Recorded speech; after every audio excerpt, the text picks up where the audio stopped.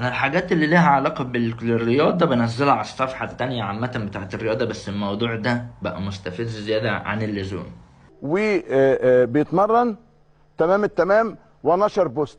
الحقيقه كان نفسي البوست اللي اتنشر ده يتراجع مع حد عشان يبقى اعتذار صرف خالص للنادي الاهلي بس اعتذار لزملاتك، اعتذار للجهاز وخلاص. مفيش ما يدعو بقى ان احنا نرمي على ده كلمتين ونرمي على ده كلمتين، ملوش علاقه. هو ده ودول اصلا يعني ايه، اصلا ما يستاهلوش ان انت ترمي عليهم كلمتين الكابتن حسين لبيب اللي لما قال الزمالك اكبر قلعة رياضية في مصر مسكوه فتقوه، جمهور الاهلي ما حلهوش. تمام.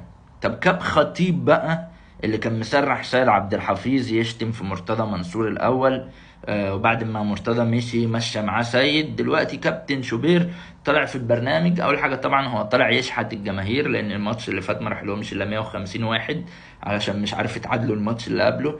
يعني انا في تاريخ تشجيعي للزمالك قعدنا 5 7 8 سنين ما بنكسبش بطولة، اللي عمري ما شفت واحد زملكاوي بيقول للجماهير والنبي روحوا شجعوا الزمالك زي ما شوبير بيقول لجماهير الاهلي والنبي روحوا شجعوا الاهلي.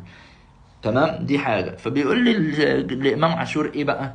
يا امام، المفروض كنا نراجع الاعتذار بتاعك علشان ما كانش ينفع تلقح على حد تاني بالكلام، وحد تاني ده المقصود بالزمالك لما قال ما فيش زي الاماكن التانية. قلت والله ده ربنا هداه واحترم نفسه، وكابتن الخطيب قال له هو كمان ما تخسرش جمهور الزمالك يا شوبير، زي ما قال لامام عاشور ما تخسرش جمهور الزمالك يا امام عاشور. بعدين راح قال له ايه بقى؟ ما تلقحش عليهم علشان دول اصلا ما يستاهلوش انك تلقح عليهم بالكلام. تهزيء علني، يعني قلة قيمة.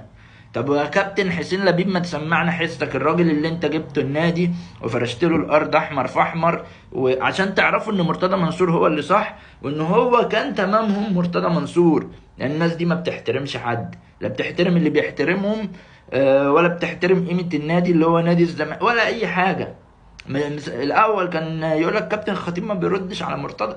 كابتن الخطيب مؤدب وسايب سيد عبد الحفيظ فيديوهاته اللي كلها شتيمه في مرتضى منصور طول النهار على القناه. دلوقتي كابتن الخطيب بيقول لامام عاشور اوعى تخسر جمهور الزمالك يا امام، بس هيطلع لنا شوبير كل ليله يلقح على جمهور الزمالك ويلقح على الزمالك ويهزق النادي ويهزق الاداره، وما عندوش اي مشكله، وكابتن الخطيب قاطع ودنه.